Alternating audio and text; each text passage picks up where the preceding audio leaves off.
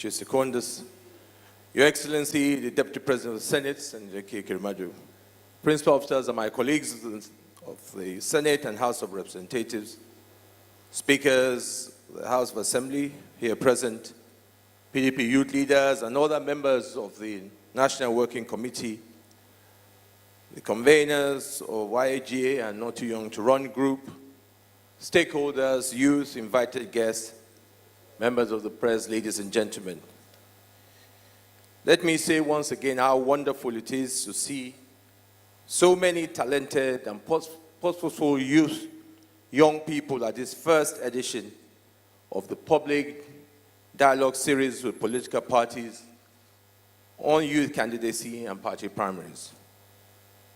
Looking at you, I see future leaders who present themselves as capable, worthy to take on the mantle of leadership in this country, and this gladdens my heart. From my interaction with many of you and with your contemporaries across the country, I can see that we're blessed with a determined generation that stands ready to join us to power a Nigerian renaissance. The quality of people I see here today affirms my belief that indeed you are not too young to run. I deeply appreciate this opportunity to share some of my ideas about where we are as a nation, as well as the challenges before us as we approach the great decider that is the 2019 general elections.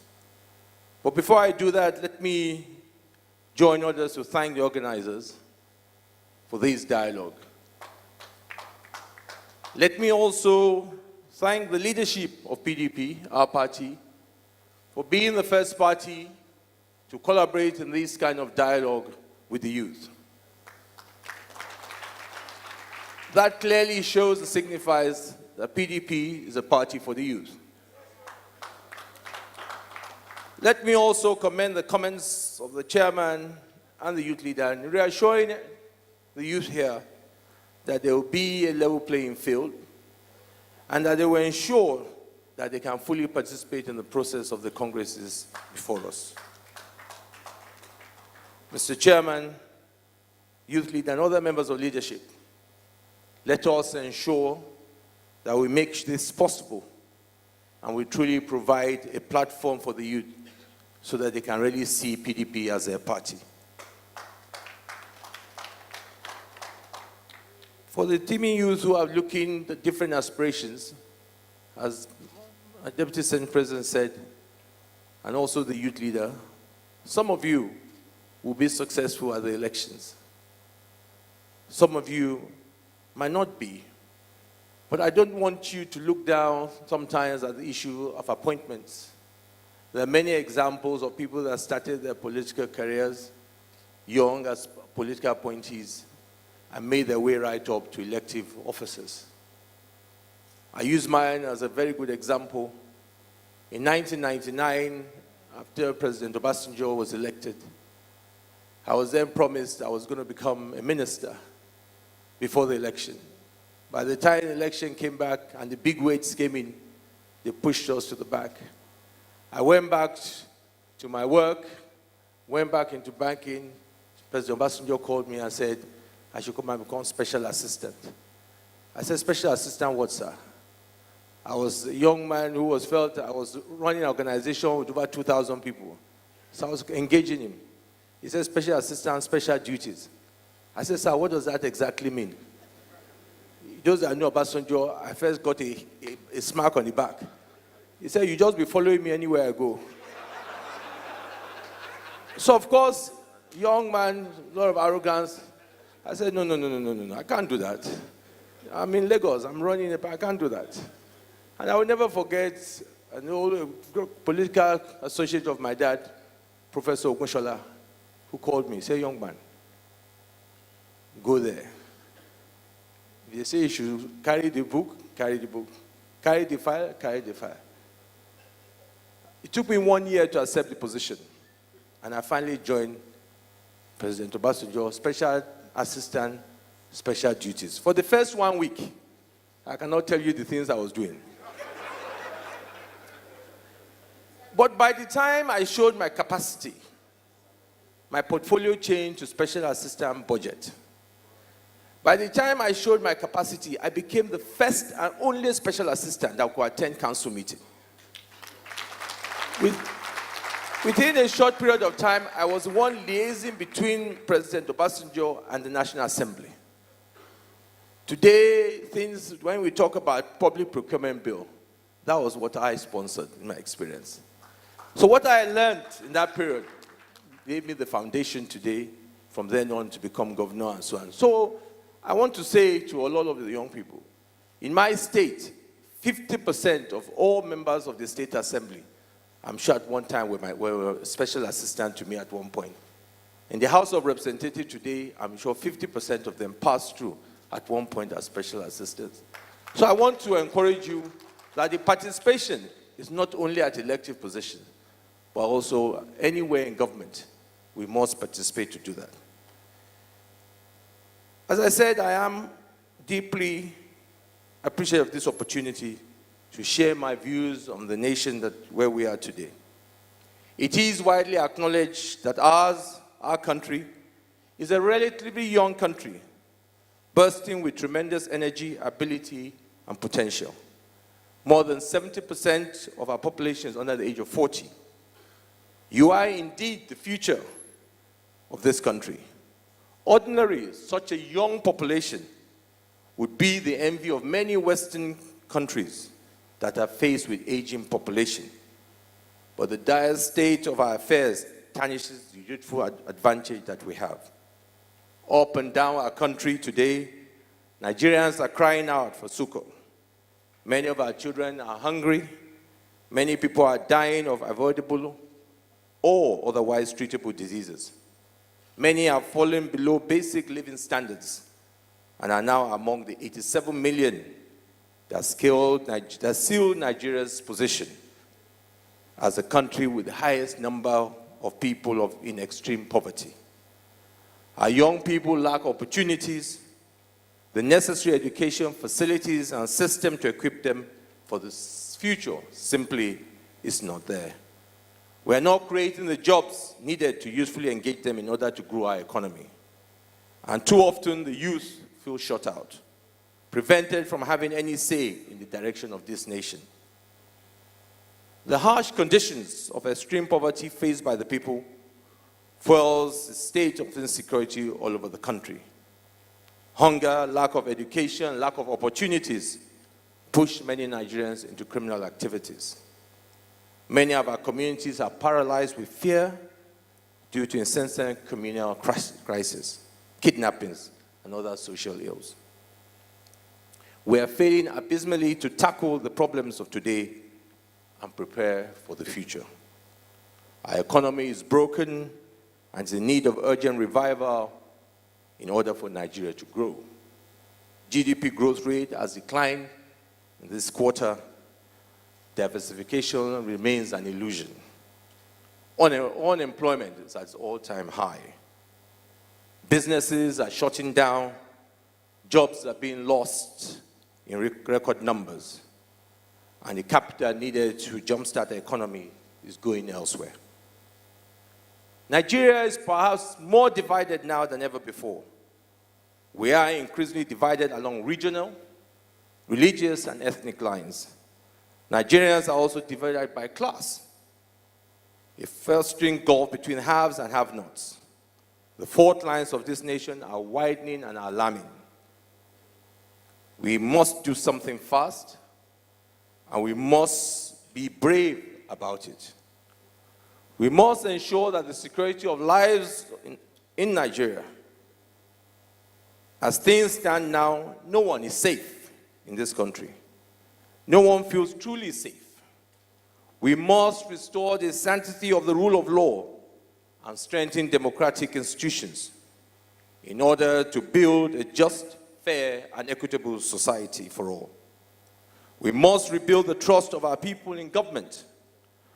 We need a new generation of leaders that are competent and with the capability to rise to the challenges of the 21st century.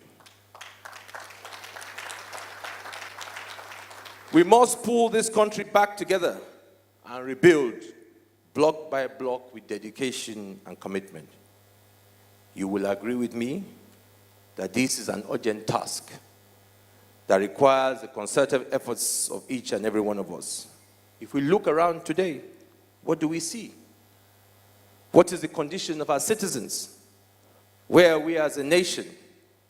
How are we perceived locally and internationally? Why are we not making the expected progress? Why are we not growing? There's no time to waste. The time is now to come together to stimulate growth in Nigeria, especially in the national economy. The choice we face in the forthcoming election is either to keep things as they are or make a radical departure from the old ways.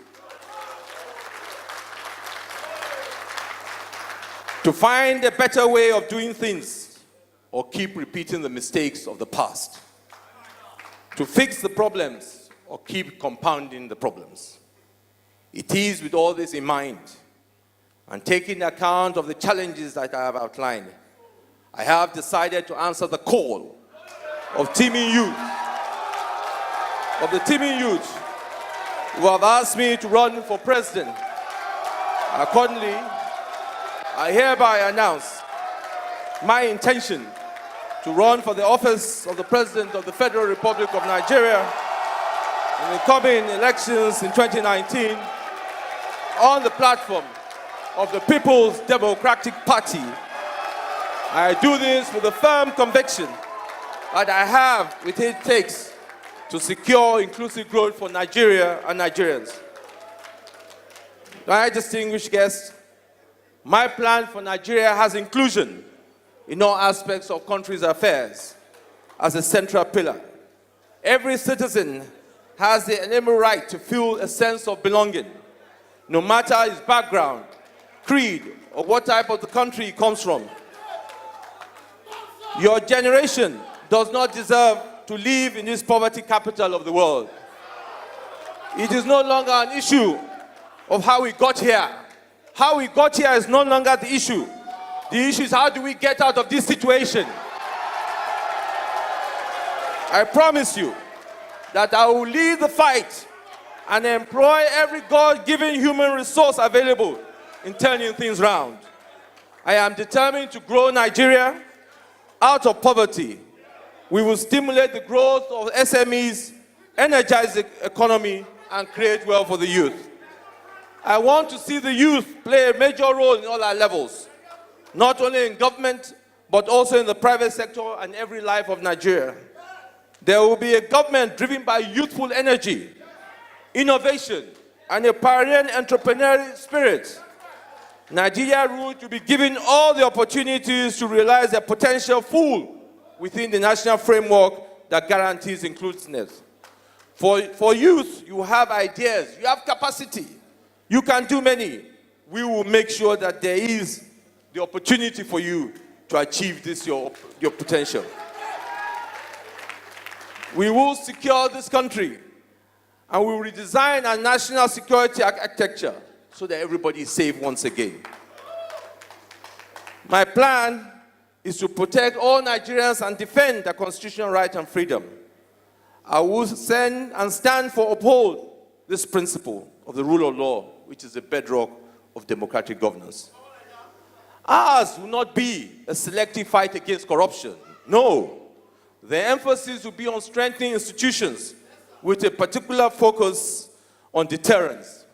We cannot afford to compromise our institutions with proxy wars against perceived political opponents.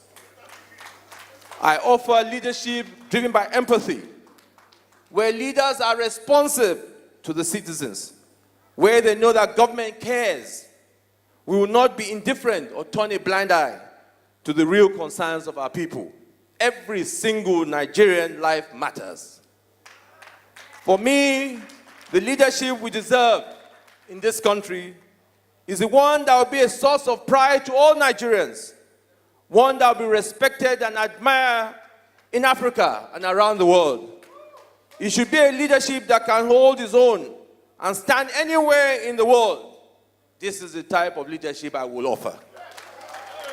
As a former two-term governor, current president of the Senate, by the grace of God and the grace of my colleagues, I believe I possess the unique blend of executive and legislative experience to push for and implement reforms that would deliver real improvements to the daily lives of our people.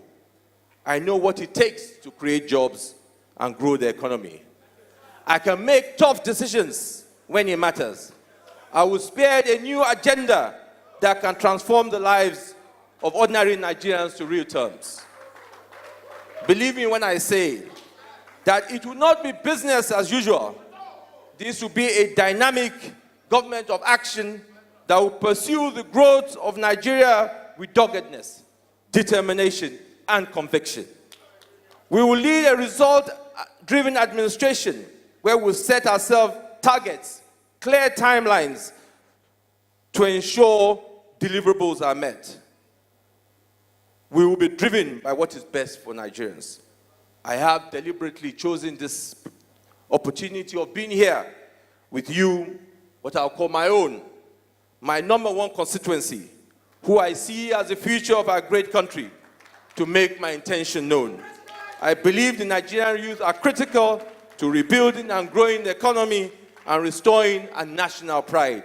I therefore ask you, and all well-meaning Nigerians, join hands with me in this noble cause. My brothers, my sisters, let's grow Nigeria together. God bless you. God bless the Federal Republic of Nigeria. Thank you.